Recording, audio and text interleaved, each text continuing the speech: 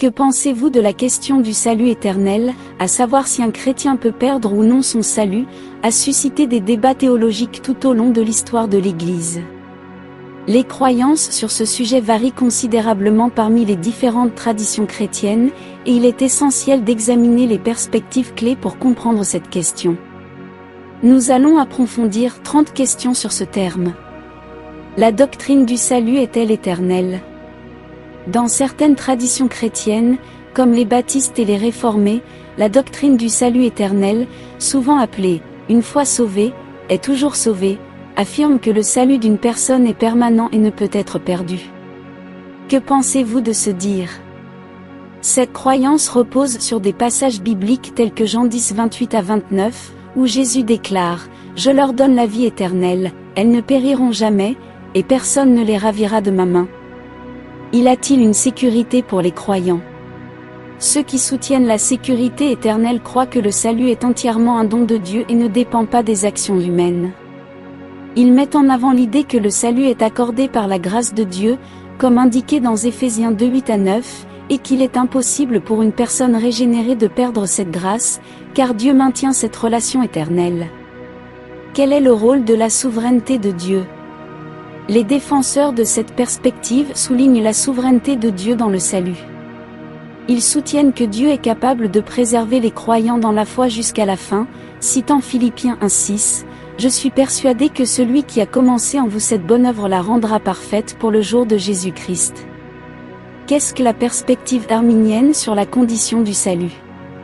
À l'inverse, d'autres traditions, comme les méthodistes et les pentecôtistes, adhèrent à une perspective conditionnelle sur le salut. Selon eux, bien que le salut soit un don gratuit de Dieu, il est possible pour un croyant de rejeter la foi ou de tomber dans un état de péché qui pourrait entraîner la perte du salut. Les Hébreux pensent que la perte de la foi. L'un des passages clés qui est souvent cité par ceux qui croient que le salut peut être perdu est Hébreux 6, 4 à 6. Ce passage parle de ceux qui ont goûté le don céleste, et qui sont tombés, et suggère qu'il est impossible de les ramener à la repentance. Pour beaucoup, cela indique la possibilité de perdre le salut. L'importance de la persévérance. Dans la théologie arminienne, la persévérance dans la foi est cruciale. Les croyants doivent rester fidèles jusqu'à la fin pour être sauvés, comme le souligne Matthieu 24, 13, mais celui qui persévérera jusqu'à la fin sera sauvé. Cela signifie que le salut est conditionnel à la foi continue du croyant. Le rôle des œuvres et de la grâce. Une autre distinction importante entre ces deux perspectives est le rôle des œuvres dans le salut. Pour ceux qui soutiennent la sécurité éternelle, les œuvres ne sont pas nécessaires pour maintenir le salut, car celui-ci est uniquement basé sur la grâce. Cependant, dans la perspective conditionnelle, les œuvres et la fidélité sont des preuves de la foi vivante qui doit être maintenue. Prenez un moment pour partager et activer la cloche pour ne rien perdre. La perspective catholique sur le salut. Dans le catholicisme, la question du salut est vue sous l'angle de la coopération entre la grâce divine et les actions humaines. Le salut est un processus qui implique la foi, les sacrements et les œuvres. Les catholiques croient qu'il est possible de tomber en état de péché mortel, ce qui peut couper une personne de la grâce de Dieu, mais que la repentance et la confession peuvent restaurer cette relation. La théologie de la prédestination. Si cela est vrai, avons-nous perdu le libre arbitre ? Certains courants théologiques, comme le calvinisme, abordent cette question à travers la doctrine de la prédestination. Ils croient que Dieu a choisi ceux qui seront sauvés avant la fondation du monde, et que ces élus ne peuvent pas perdre leur salut, car Dieu les préserve dans la foi. La question de l'apostasie. Le débat sur la possibilité de perdre le salut est également lié à la question de l'apostasie. L'apostasie est généralement définie comme l'abandon volontaire de la foi chrétienne. Certains théologiens soutiennent que ceux qui apostasient n'ont jamais été véritablement sauvés, tandis que d'autres croient que c'est un signe qu'ils ont effectivement perdu leur salut. Nous allons voir l'interprétation de Galates. Un autre passage souvent cité dans ce débat est Galates 5,4, qui parle de ceux qui cherchent à être justifiés par la loi et qui sont séparés de Christ. Pour certains, cela indique que même les croyants peuvent tomber de la grâce s'ils s'écartent de la foi authentique en Christ. Les témoignages de chute dans les Écritures. Dans les Écritures, plusieurs exemples sont souvent discutés dans ce débat. Par exemple, le roi Saül dans l'Ancien Testament est souvent cité comme un exemple de quelqu'un qui a été choisi par Dieu mais qui a finalement été rejeté en raison de sa désobéissance. Certains voient cela comme une illustration de la perte du salut. Le rôle de l'Esprit Saint. Dans les deux perspectives, l'Esprit Saint joue un rôle central.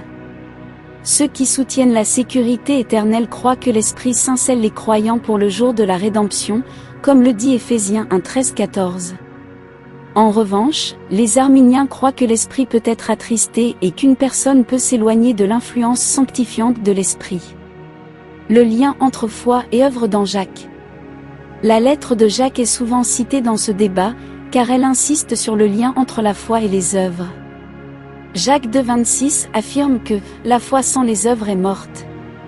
Cela suggère pour certains que la véritable foi se manifeste par des actions, et que l'absence d'œuvre peut indiquer une foi déficiente ou perdue. Les avertissements de Jésus. Jésus a souvent averti ses disciples de rester vigilants et fidèles. Dans des passages comme Matthieu 7:21-23, Jésus parle de ceux qui prétendent le connaître, mais qui seront rejetés à la fin parce qu'ils n'ont pas fait la volonté de Dieu. Ces avertissements sont parfois interprétés comme un appel à persévérer dans la foi. La parabole du semeur. La parabole du semeur, Matthieu 13:23, est également souvent discutée. Dans cette parabole, certaines graines tombent sur des sols rocailleux ou épineux et ne portent pas de fruits. Certains interprètent cela comme une indication que certaines personnes peuvent initialement accepter la foi, mais échouer à persévérer jusqu'à la fin. Le rôle de la confession et du repentir. Peut-on vraiment être sauvé de cette façon? Dans le catholicisme, la confession et le repentir sont des moyens par lesquels un croyant peut être restauré s'il a péché gravement. Cela reflète une perspective dans laquelle le salut peut être temporairement perdu mais récupéré par le retour à Dieu.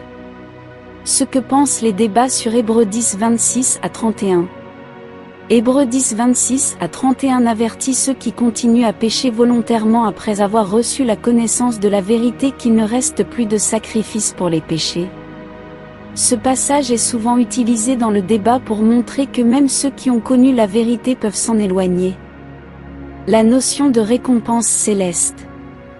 Certains théologiens suggèrent que, même si le salut ne peut pas être perdu, les croyants peuvent perdre des récompenses célestes en raison de leur infidélité. 1 Corinthiens 3:15 parle de ceux dont les œuvres seront brûlées mais qui seront quand même sauvés, bien que, comme à travers le feu. La perspective de la foi comme un processus.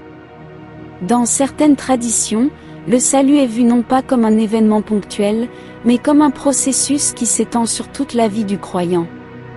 Cela inclut la sanctification, où le croyant est progressivement transformé à l'image du Christ. Perdre le salut pourrait être vu comme l'abandon de ce processus. L'assurance du salut, est-ce vraiment possible? Malgré le débat, la plupart des traditions chrétiennes s'accordent à dire que les croyants peuvent avoir une assurance du salut. Romains 8:16 dit que l'Esprit lui-même témoigne à notre esprit que nous sommes enfants de Dieu. Cette assurance ne doit pas être confondue avec une garantie automatique, mais avec la confiance en la fidélité de Dieu. Le péché contre l'Esprit. Un péché impardonnable ou pas? Un autre point controversé est le péché contre le Saint-Esprit, mentionné dans Matthieu 12:31-32, qui est souvent interprété comme un péché impardonnable. Certains croient que ce péché est une forme de rejet permanent et délibéré. Le salut éternel est un sujet complexe et a fait l'objet de nombreux débats théologiques. Certains courants chrétiens croient que le salut est permanent, tandis que d'autres affirment qu'il peut être perdu en cas d'abandon de la foi ou de désobéissance persistante. Contexte des premiers chrétiens. Dans l'Église primitive, les débats sur la sécurité du salut étaient également présents. Certains pères de l'Église, comme Augustin, prônaient la persévérance des saints, tandis que d'autres, comme Tertullien, laissait entendre que le salut pouvait être perdu à cause du péché grave. L'importance de la foi continue. Cela est-il vraiment nécessaire pour conserver notre statut? Dans certaines traditions, il est enseigné que le salut est sécurisé tant que la foi demeure vivante et active. Des passages comme Colossiens 1:23 appellent les croyants à rester fermes dans la foi, soulignant l'importance de la persévérance. Et les critères pour perdre le salut.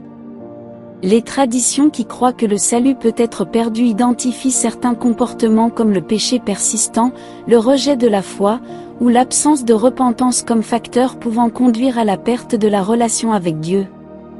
Est-il vraiment possible de avoir une sécurité et éthique chrétienne? Même parmi ceux qui soutiennent que le salut est assuré, il y a un avertissement à ne pas utiliser cette assurance comme excuse pour vivre dans le péché. Romains 6:1-2 souligne que la grâce n'est pas une licence pour désobéir à Dieu. Et le rôle du libre arbitre. La question du libre arbitre joue un rôle central dans le débat.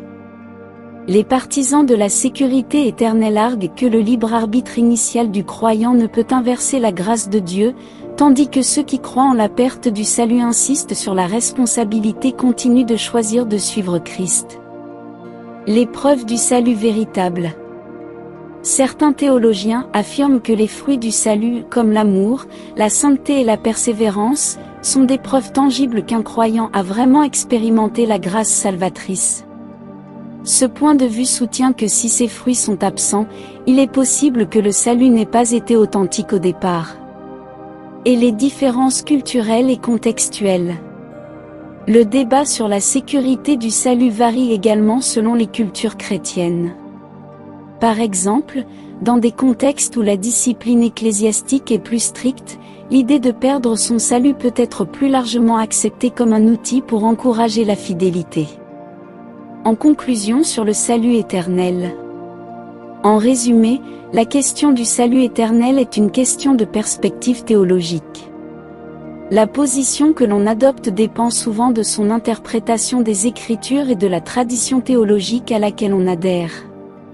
Ce qui est clair, c'est que la Bible appelle les croyants à persévérer dans la foi, à rechercher une relation étroite avec Dieu, et à vivre une vie conforme à l'Évangile, que l'on croit ou non à la sécurité absolue du salut.